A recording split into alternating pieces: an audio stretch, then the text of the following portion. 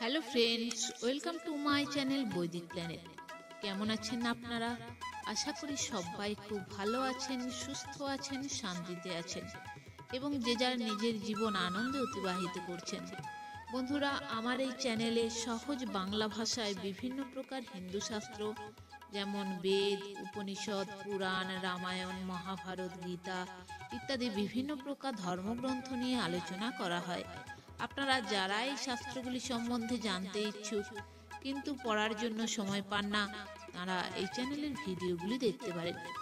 বন্ধু, আপনি এই ভিডিওটি দেখছেন মানে আপনি আধ্যাত্মিক জগতের মানুষ, হিন্দু ধর্মের প্রতি অনুরক্ত এবং আপনি অবশ্যই এটা মানেন যে গীতা, বেদ, পুরাণে লেখা কথাগুলি আজকের সময়েও কতটা প্রাসঙ্গিক।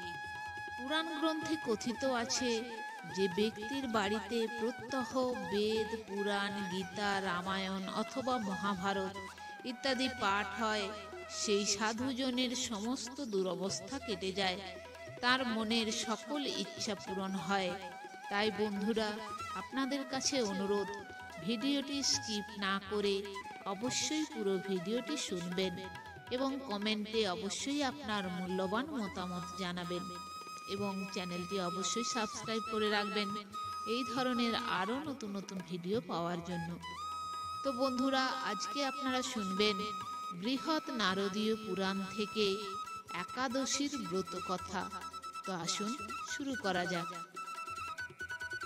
শাস্ত্রজ্ঞ সুত মুনি কহেন তারপর, একাদশী ব্রত বলি করহ গোচর। ব্রতের মাহাত্ম্য আমি করিব কীর্তন, এক মনে মুনিগণ করহ শ্রবণ। প্রসিদ্ধ পবিত্র ব্রত জানিবে তাহারে, সর্বজন এই ব্রত করিবারে পারে।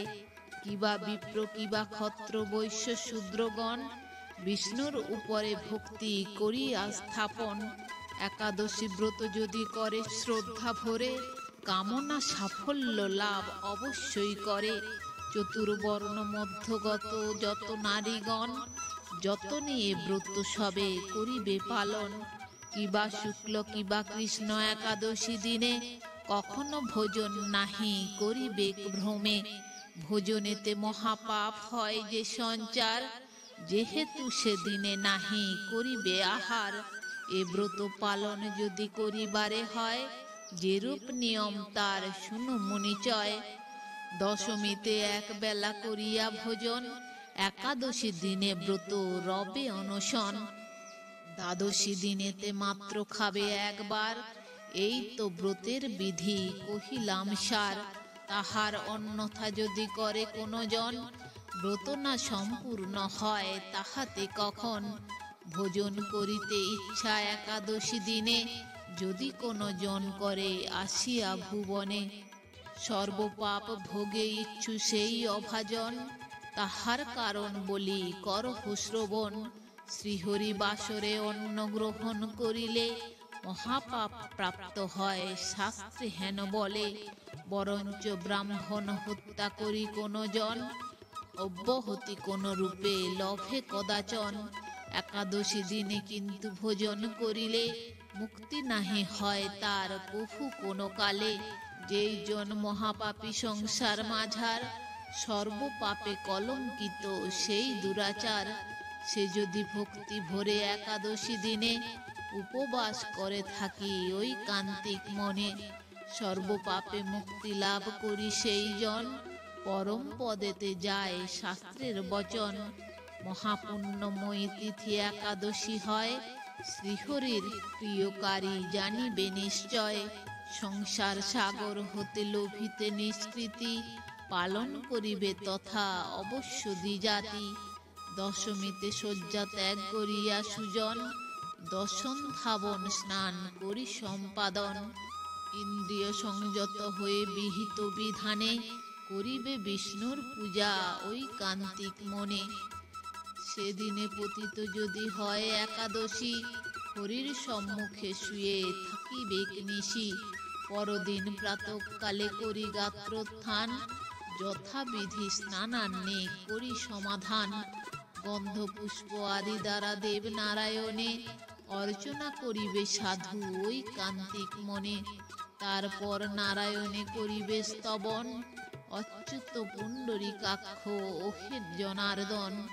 নিরাহারি থাকি আমি একাদশী দিনে, ভোজন করিব আমি তারপর দিনে। শ্রীচরণে স্থান দিও ওহে ভগবান, তোমার চরণে আমি লভিনু শরণ। এই মন্ত্র উচ্চারণ করিয়া বদনে, উপবাস সমর্পিবে প্রভুর চরণে। সেই রাত্রিতে রবে করি জাগরণ, নৃত্য গীত বাদ্য করি করিবে যাপন। পুরাণাদি শুনিবে ভক্তি সহকারে, এভাবে জাগিয়া রবে একান্ত অন্তরে। পরদিন প্রাতঃকালে ব্রতী সাধুজন, দুগ্ধ দ্বারা নারায়ণে করিবে স্থাপন। অর্চনা করিবে তাঁরে বিহিত বিধানে, এই মন্ত্র উচ্চারণ করিবে সেক্ষণে। হে কেশব জগন্নাথ আমি অকিঞ্চন, অজ্ঞানন্ধ আমি অতি ওহে ভগবন। সুপ্রসাদ আপনার লোভিবার তরে, ব্রত একাদশী আমি পালিনু সাদরে। এবার প্রসন্ন হয়ে দিনের উপর, দান করো জ্ঞান লোক ওহে গদাধর।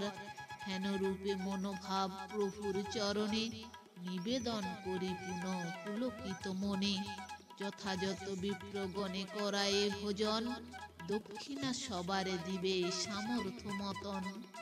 শেষে স্বীয় বন্ধুগণে লয়ে সমীভারে, ভোজন করিবে নিজে মৌন ভাব ধরে। এরূপ উন্নত ব্রত যে করে পালন, বিষ্ণু লোকে স্থান পায় সেই মহাত্মন। ভববন্ধ ঘুচে তার ওহে মুনিচয়, নাহি জন্ম ধরে পুনঃ জানিবে নিশ্চয়।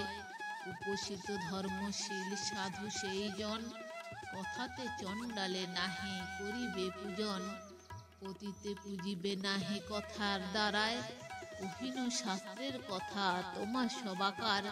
নাস্তিক মর্যাদাহীন নিন্দুক যে জন, বিশলি পোশাক কুণ্ড ক্রূর নরাধম। অযাজ্য যাজক কিংবা বিশলির প্রতি, দেবলের অন্ন ভোজি যেই দুর্মতি। পরান্ন লোলুপ কিংবা যেই সব জন, ভৈষজ্য কারক পরদ্বারা পরায়ণ। তাদের সহিত কথা কহু না কহিবে, আলাপ করিলে মহা পাপেতে ডুবিবে। এ বিধির অনুবর্তী হয়ে যেই জন, করে একাদশী ব্রত বিধানে পালন। পরাসিদ্ধ লাভ করে সেই মহামতি, কহিনু সবার পাশে শাস্ত্রের ভারতী। গঙ্গার সমান তীর্থ নাহি যেমন, মাতৃসম গুরু যথা নাহি কোনো জন। যেমন বিষ্ণুর সমদেব নাহি আর, সেরূপ শ্রেষ্ঠ তপ হয় নিরাহার। বেদের সমান শাস্ত্র নাহিকো যেমন, শান্তির সমান সুখ না দেখি কখন। চক্ষুর সমান আর নাহি ফেরি জ্যোতি, অনশন হতে তপ নাহি কোতে মতি। ক্ষমার সমান খ্যাতি নাহিকো যেমন, কীর্তির সমান বল না হয় দর্শন। জ্ঞানের সমান লাভ নাহি কিছু আর, অনশন তথা শ্রেষ্ঠ তপস্যা মাঝার। অবধান মুনিবৃন্দ আমার বচন, একাদশী সৃষ্টি কথা করিব বর্ণন। যাহার লাগিয়া বিষ্ণু পরম আদরে, একাদশী ব্রতী লয়ে রাখে নিজ পুরে। একাদশী তিথি কেন লাভ করে তিনি, সকল বর্ণিব তার অপূর্ব কাহিনী। তো বন্ধুরা, আজ এই পর্যন্তই। ভিডিওটি যদি ভালো লেগে থাকে তাহলে লাইক কমেন্ট শেয়ার করে আপনার প্রিয় মানুষদেরও দেখার সুযোগ করে দেবেন, এবং এই ধরনের ভিডিও আরও দেখার জন্য চ্যানেলটি সাবস্ক্রাইব করে পাশে থাকা বেল আইকনটি প্রেস করে দেবেন পরবর্তী ভিডিও নোটিফিকেশন পাওয়ার জন্য। সবাই ভালো থাকবেন, সুস্থ থাকবেন, আনন্দে থাকবেন।